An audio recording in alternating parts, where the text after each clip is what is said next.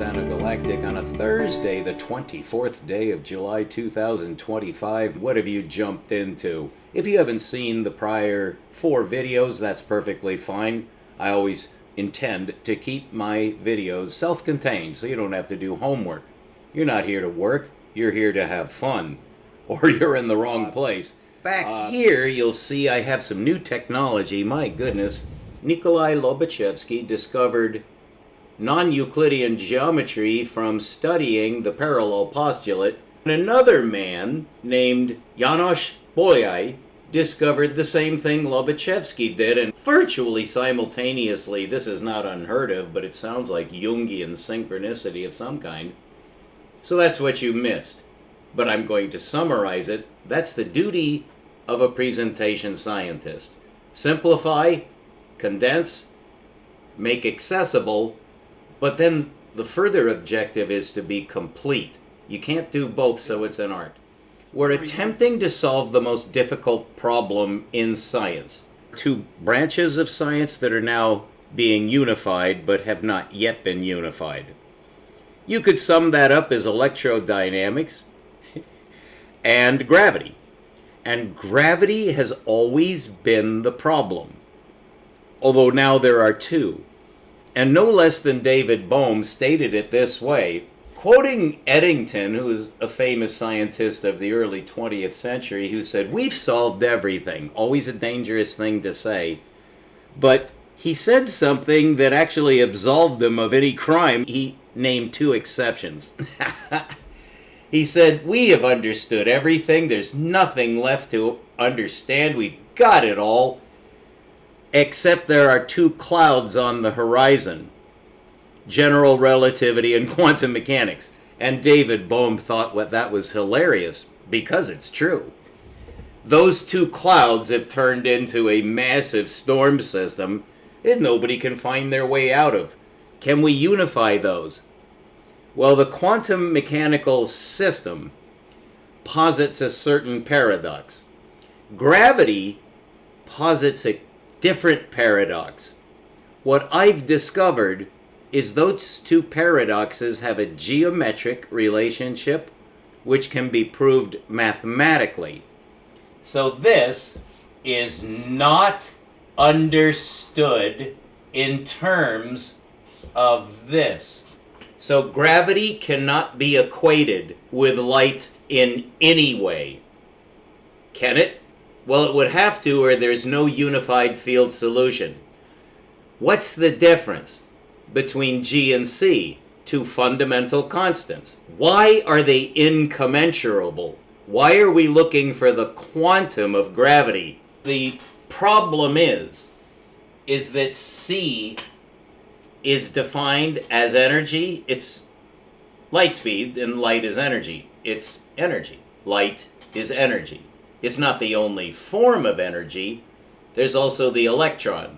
And those are the only 2 forms of energy. In an electronic system, then you get electrodynamics. That's quite localized, but I'll show it to you at a supergalactic scale, because gravity has nothing to do with energy. There is no energy anywhere in the conception of gravity. It acts spatially. Energy looks like it's in space. We can find it. That is, we can localize an electron. What we cannot do is localize a photon. And that leads to the wave-particle duality, because a photon is not a particle. I'll show you that it is in another dimension.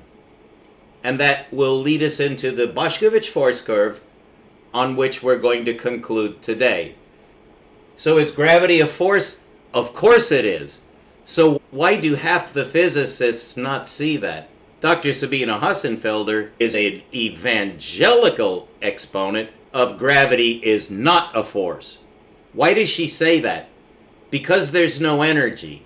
Because there's no motion. And force has to do with energy and motion. Right? Yes. So is she right? Superpositionally, she is, and so are half the physicists who say that. Are they ultimately correct? No. But in order to see that gravity actually is a force, you have to distinguish between two domains in the universe. Albert already showed us, he opened the door a little bit, so we now know that there are two domains. One is space. Well, there's always the domain of space, but there's also another domain, which has at least 4 names. Einstein said it's time, and so the other 3 names for that space are ruled out, because now we know. That's not science when you do that. That's not science. If there are 4 names for the other domain of reality, and you just say it's time and that's it, then you've blinded yourself. What are the other 3 possible names for the other domain? Motion, energy, and angular momentum. There are at least a half a dozen more names, but they're all based on those 3, I'll just say, possibilities. So we know of space, that's all we've ever measured. You can't measure time. That's been proved. Time is continuous. Space has been proved to be not continuous, and then energy has been proved to be not continuous. Albert Einstein extended that. Light is not continuous, and therefore space is not continuous, so everything is quantized. Is that true? No. And science has always known that, and we've just had a slight interruption from the quantum side of the fence. It is superpositional, but if you have to measure everything as a position, you will conclude that everything is a particle, which is the standard model of particle physics. They state right at their first statement, everything in the universe is a particle. That's a lie, obviously, if you have insight, which you should, but I'll show you, because we need proofs for everything. So gravity is a force, but it's not an energy force. It's a spatial force. So we say that space is curved. No, it's not. Space has no characteristics. So we're right back to the days of Euclid, and for the next 2,500 years, everything is continuous, and space has no characteristics. That alone is correct, and that will always be correct. Ruger Joseph Bošković proved that right after Newton and Leibniz died. I'm going to show that to you now directly so that you'll see what is the quantum of gravity. And from that, I'll show you the unified field solution. We'll also briefly but thoroughly, for the first time in scientific history, cover the collapse of the wave function, which is rather a misnomer.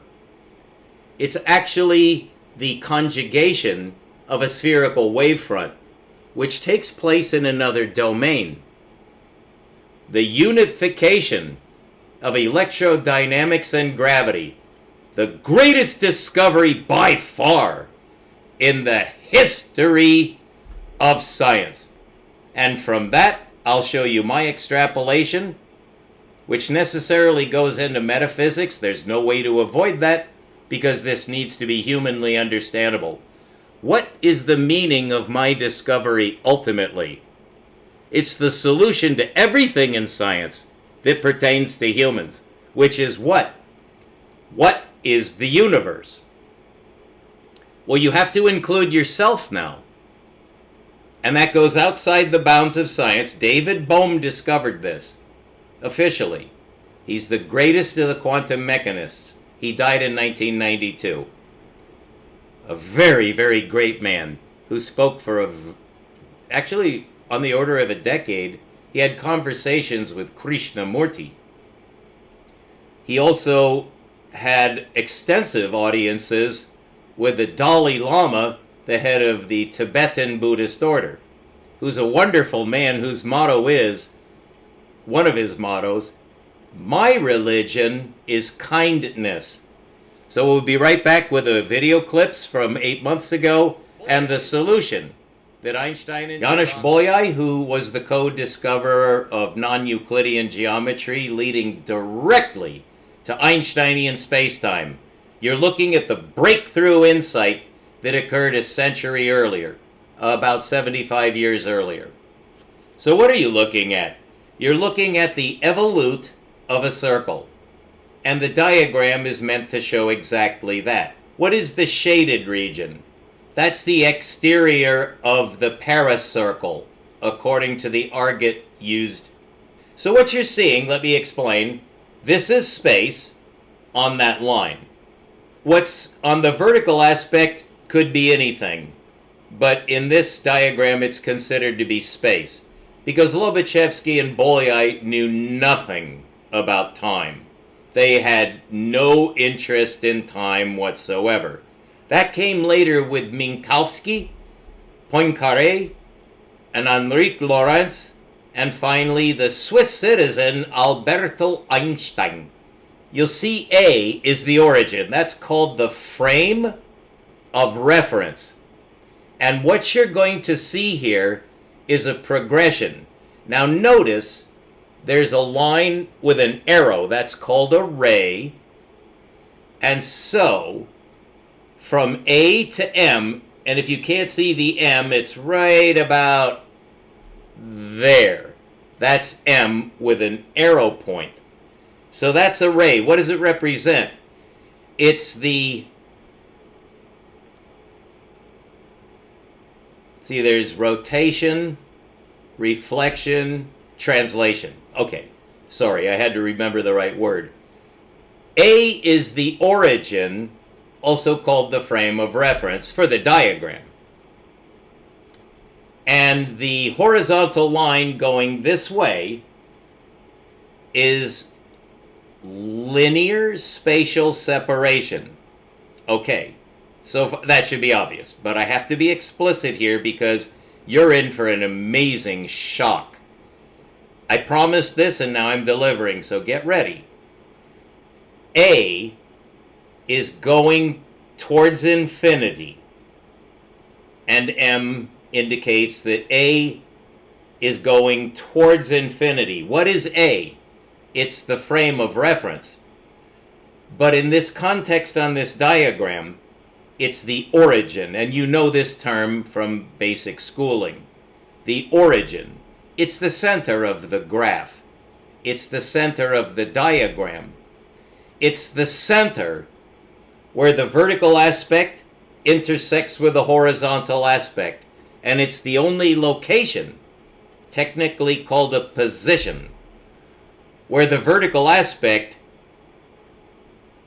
corresponds directly with the horizontal aspect. What is the horizontal aspect? Linear spatial separation in the positive direction. All right.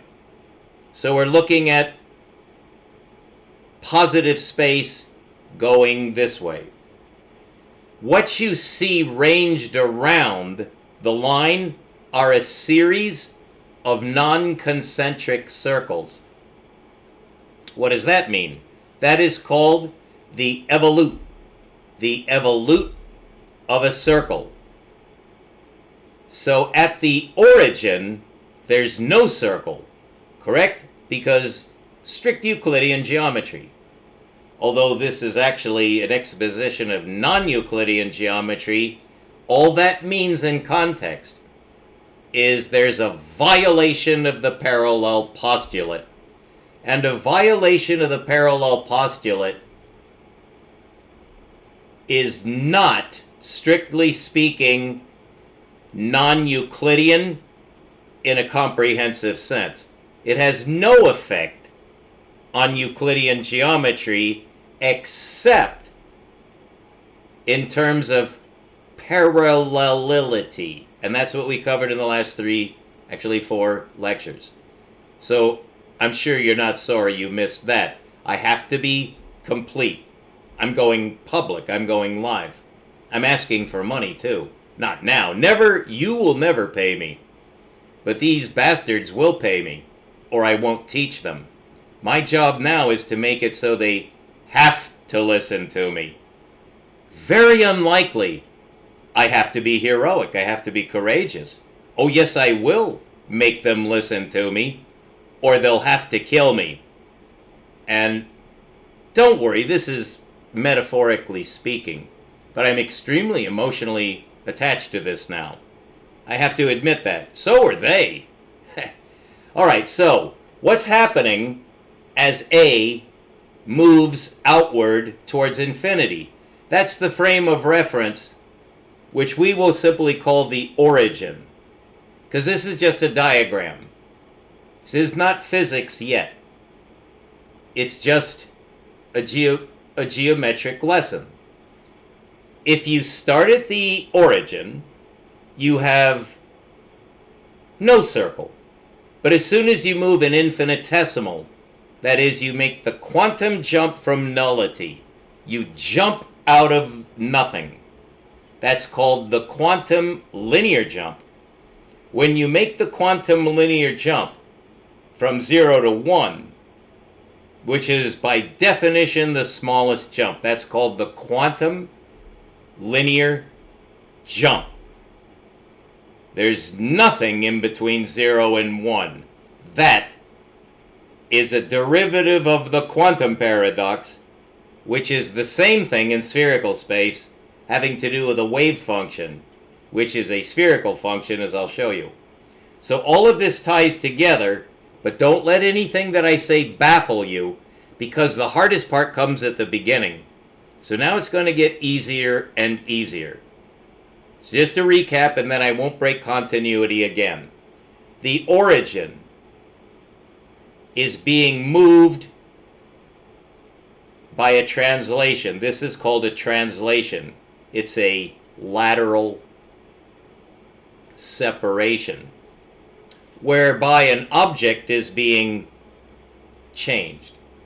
If it's a circle, which this is, it starts out as null, according to Euclid. Everyone accepts that except me. But we are just going along with the fun in order to destroy it. That is transcendent with the truth instead of a lie. There is no zero, there's no such thing. So, we begin at an imaginary point. So there's nothing. But as soon as there's a translation, which you can construe as a Newtonian force, it starts to move.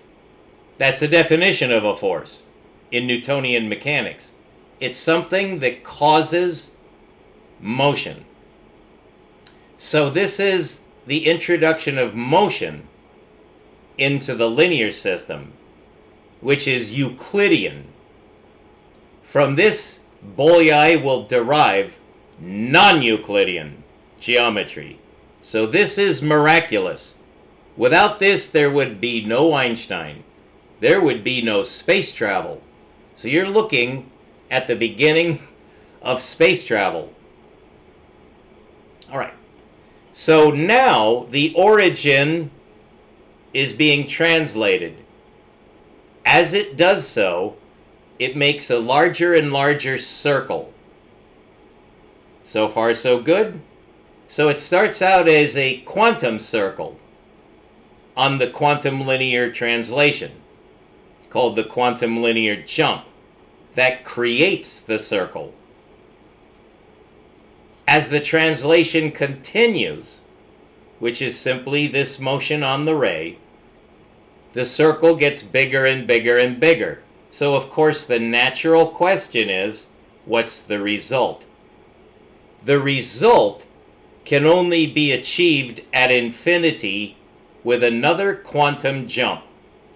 So there are two quantum jumps in the infinitesimal creation of the circle and the integral disappearance of the circle. The question is, what does the circle change into?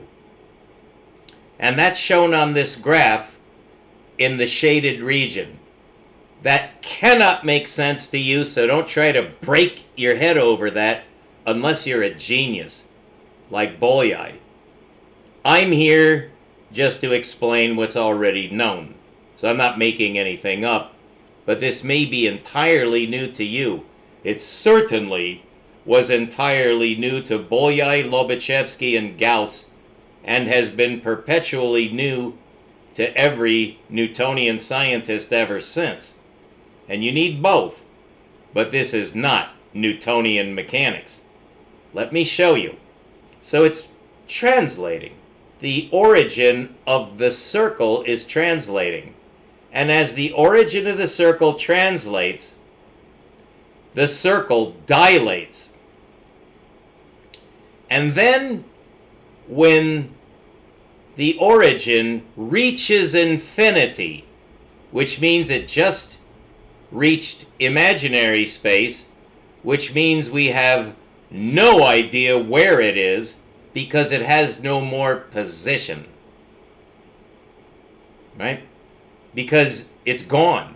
It went out of physics. It went into infinity. You can't go into infinity. That's a direct contradiction. So where did it go? It made it almost to infinity. How am I justified in saying that? It has been rigorously proved in more than one way, beginning at Max Planck, that the universe is finite. A moment's thought will convince you of that if you ever thought anything differently, and many scientists have. It really comes as a shock to realize just how stupid you had been.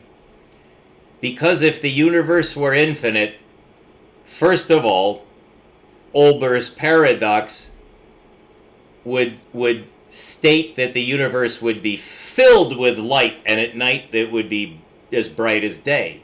That's Olber's paradox. If the universe were infinite and homogeneous, then if it's not dynamic, which it couldn't be if it were infinite, it would be filled with light. There would be no night. So Olber's paradox would be essentially violated, if you can say that you violate a paradox. Olber's paradox has been solved. I solved it. So I've solved the paradox of why the universe is dark. Your astrophysicists have an answer too, which they teach to all the children.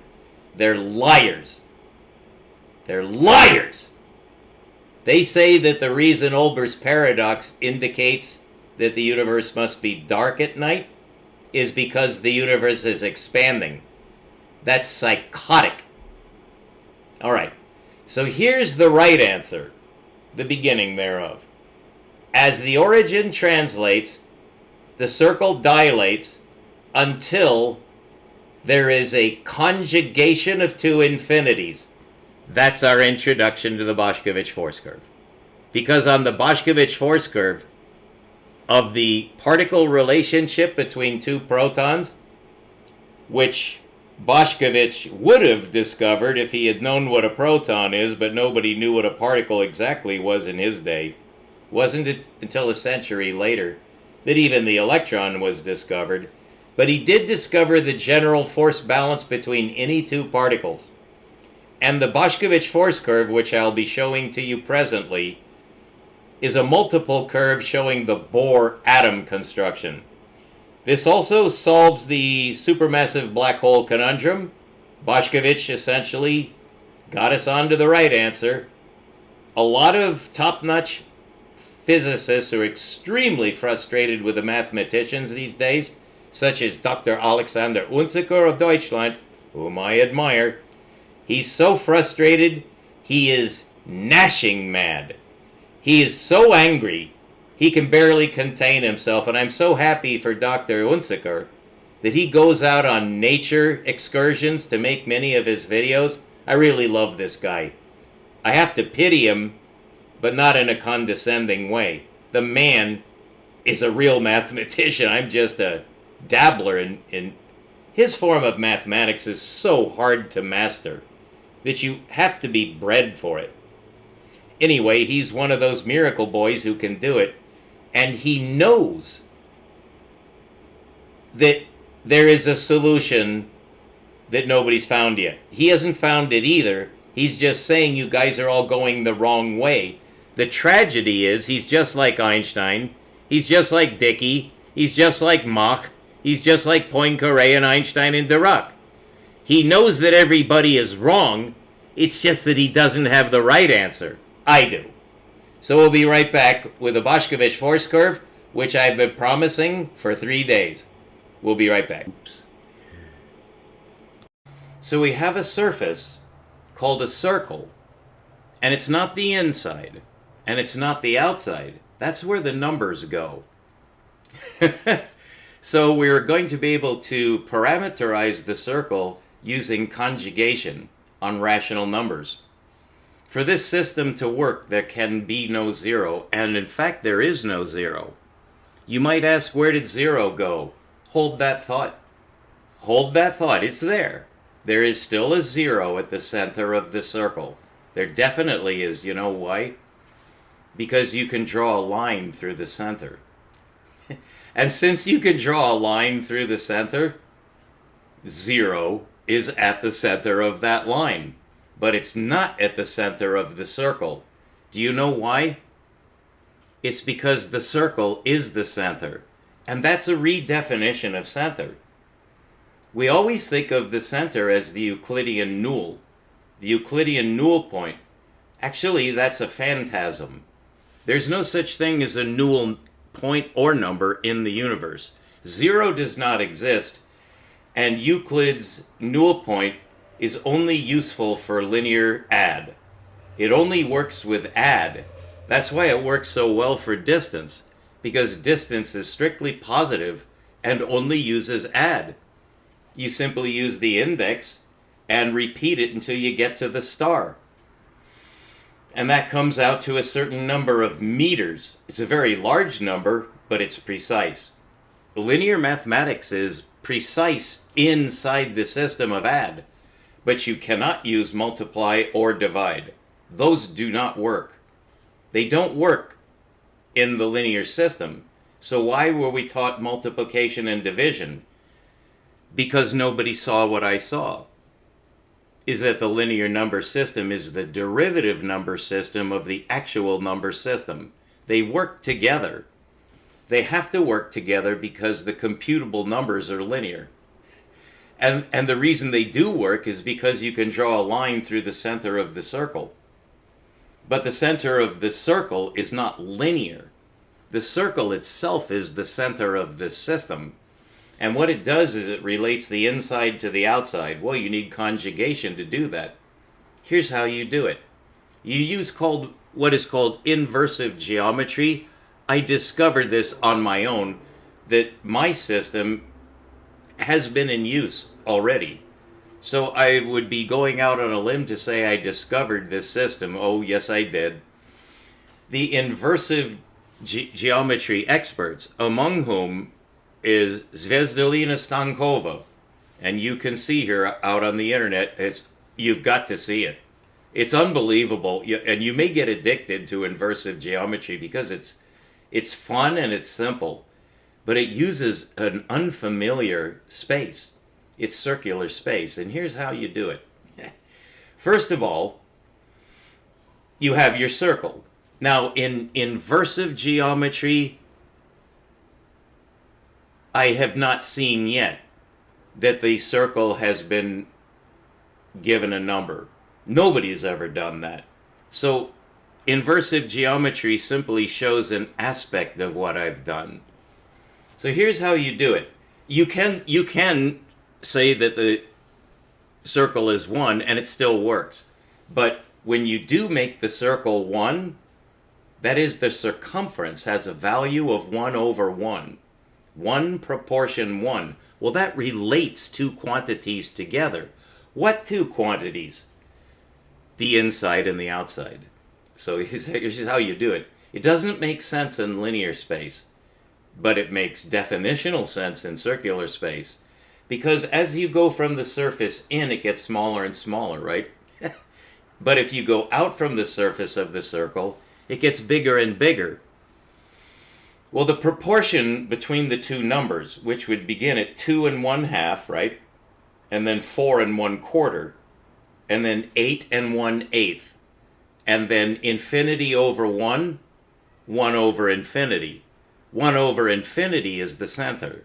and infinity over 1 is the edge. There can be no 0 because the system is based on 1.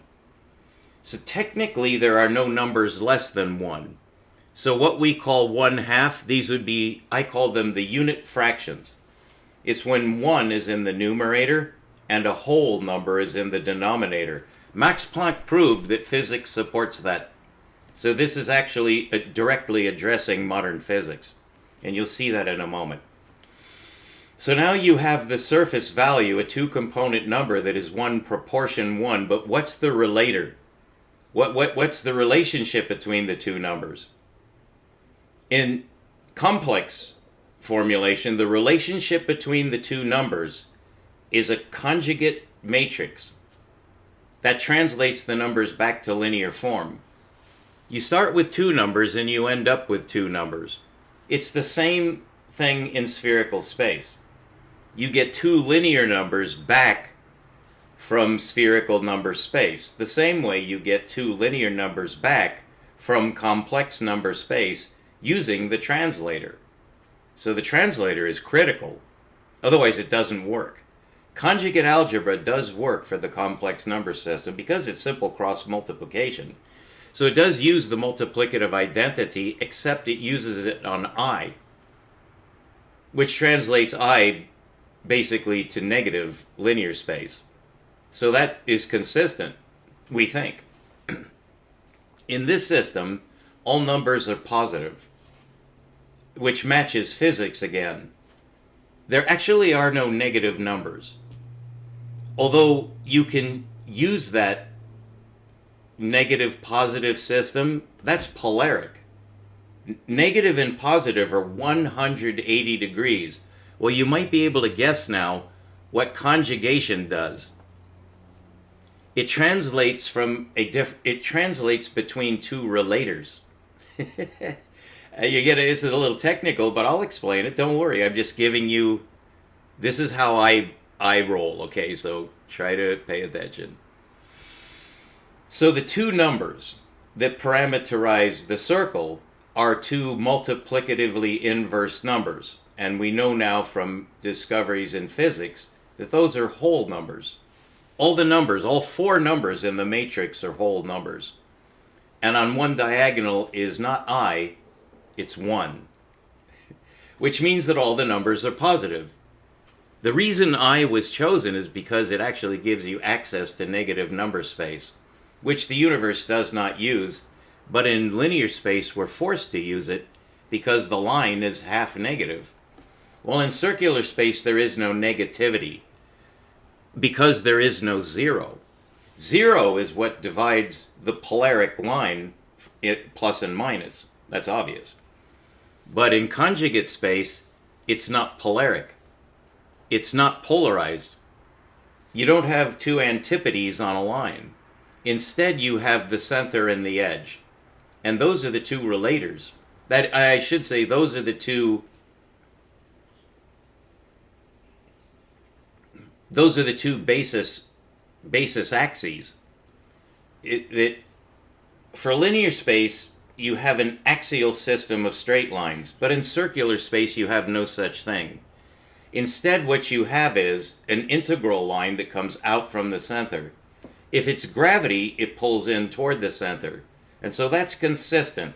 That's a straight line. What I'm doing, expanding spherically, that's a straight line,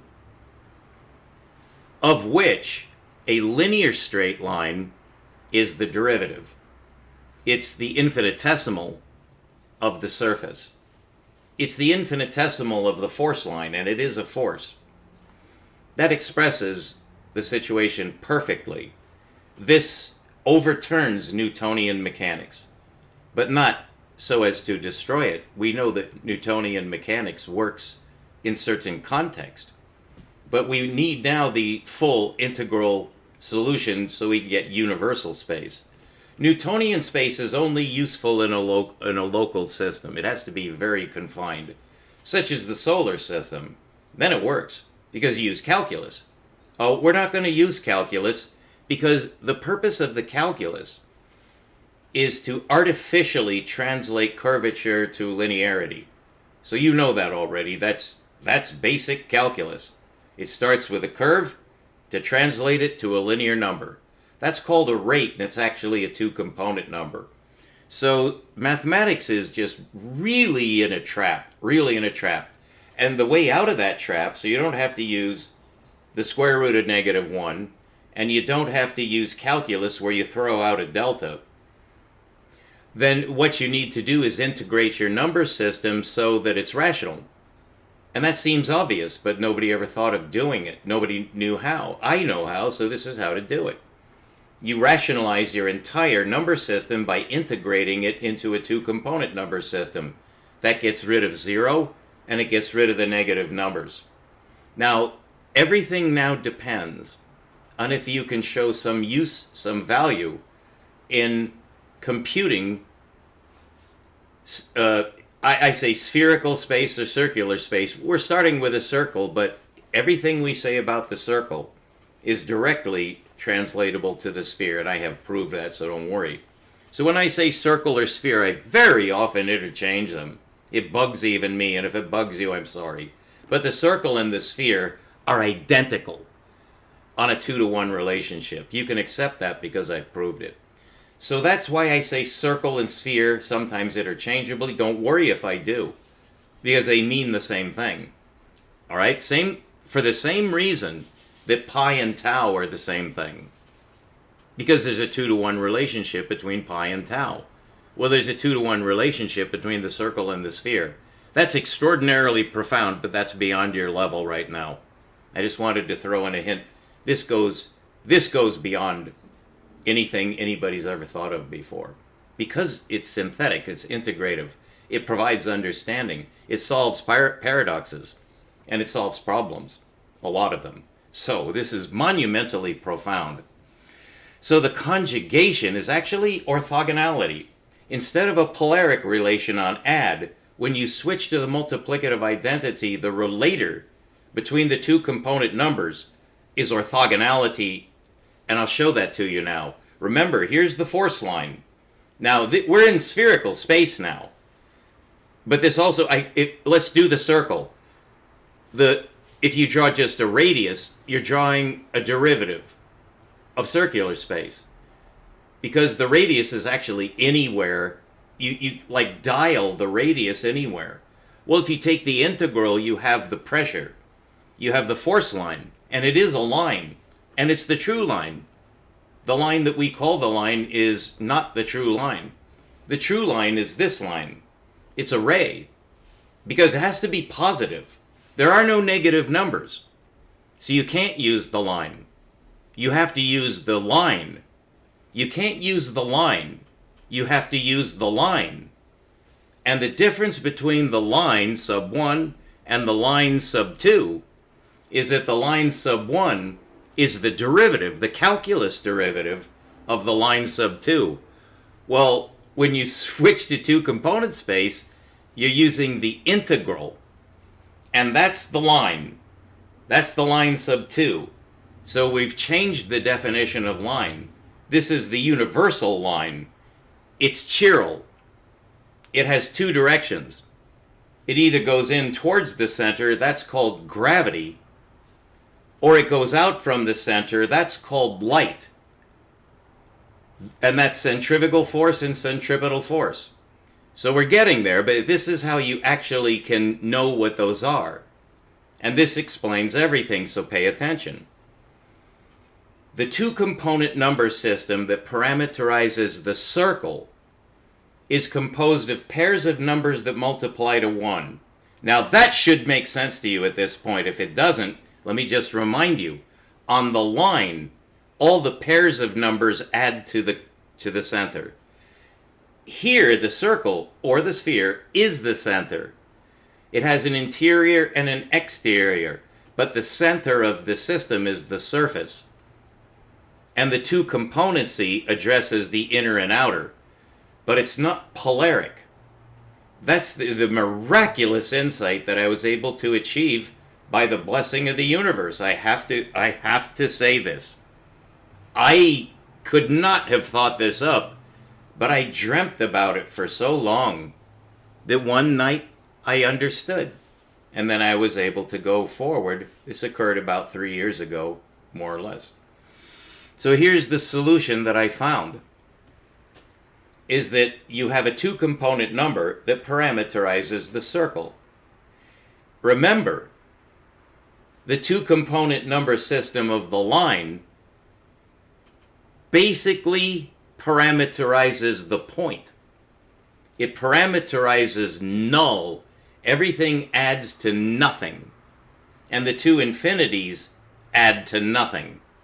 In this system, things are not so, well, you could say a lot of, they're not so, it's not quite as straightforward, but it also is not as naive. And that's the big difference. So instead of adding to 0, these numbers multiply to 1. So to parameterize the space, you need two numbers, not one.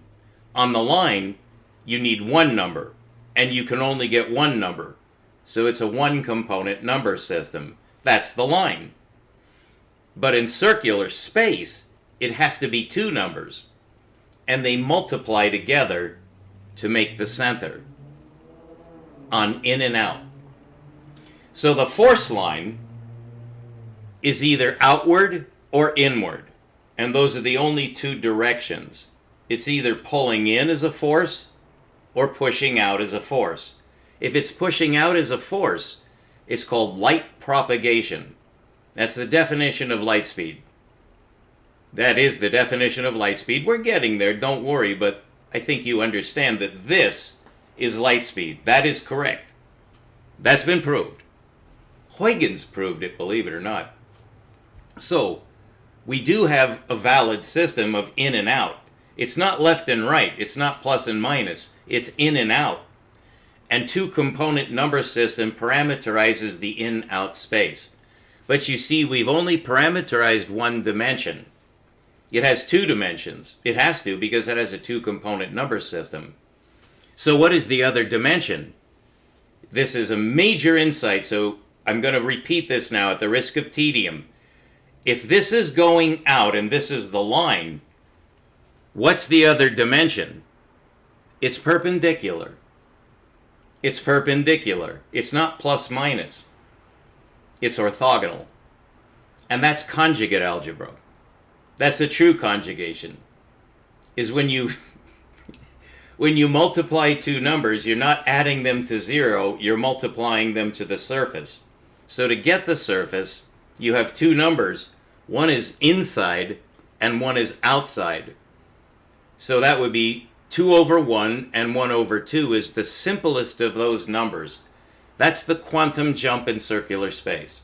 That is the quantum jump in spheric space.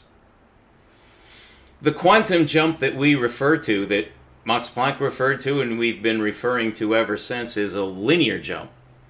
And that's why it's so baffling, is because we're not seeing circular space. The quantum jump does not occur on a line.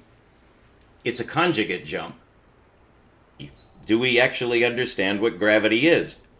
Well, not at all. We actually don't. Although we do have Newtonian mechanics and now we have Einsteinian spacetime, which are reasonable models. But they're exactly that. They're reasonable models to explain the orbits of planets around a star and to explain gravity as we encounter it at galactic scale and beyond. We use the same Newtonian mechanics. And Einstein did not change that. He didn't challenge Newtonian mechanics at all.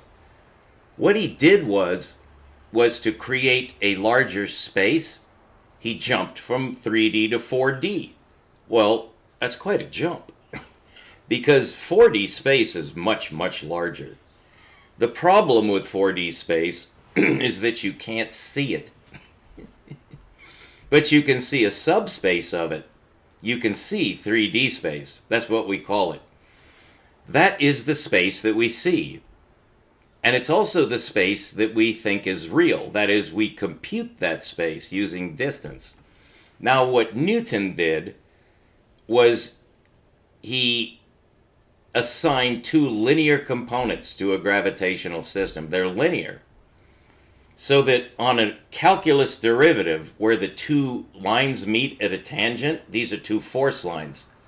The planet is going on this straight line, but it's being pulled by a perpendicular force on a straight line at the tangency.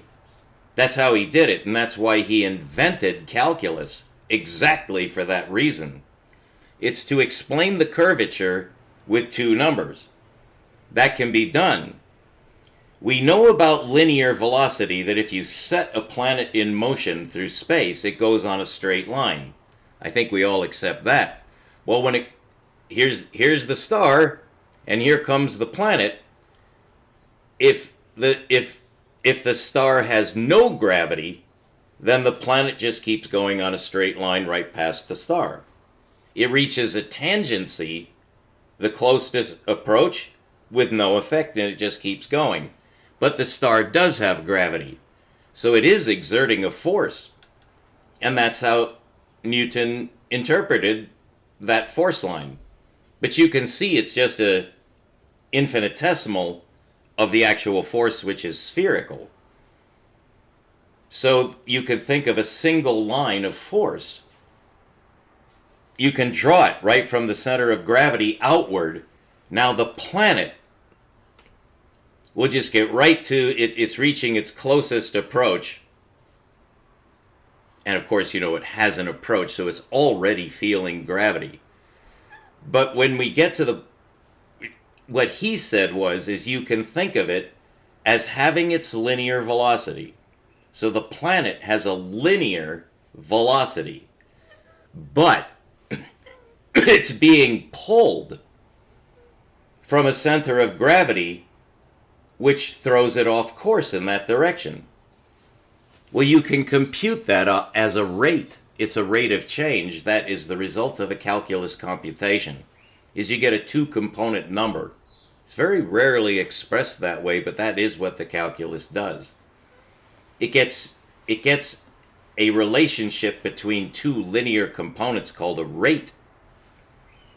So it's the proportion of one linear quantity to another linear quantity, which is at right angle. So now you can use the Pythagorean theorem, which I will continue to call it by that stupid name. It's the right angle law.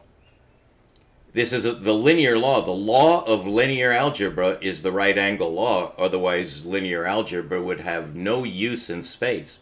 It would have no use in 2D or 3D or 4D without the right angle law, because it relates the two orthogonal lines. In order to relate them, you need calculus. Calculus gives you a two-component number from two single-component numbers. And you can treat the two-component number, since it's a fraction, you can reduce it to a linear number. From a two-component fractional number to a single-component linear number. And that's the value of the calculus. It gives you that rate as a linear number. But it's not a linear number. We just pretend it's a linear number. It's not a linear number, because it's describing the curve. It's the rate of change between two quantities that are perpendicular. That's called conjugation. So the conjugation is not used. Instead, what is used is the calculus. And that's summing up a lot of information.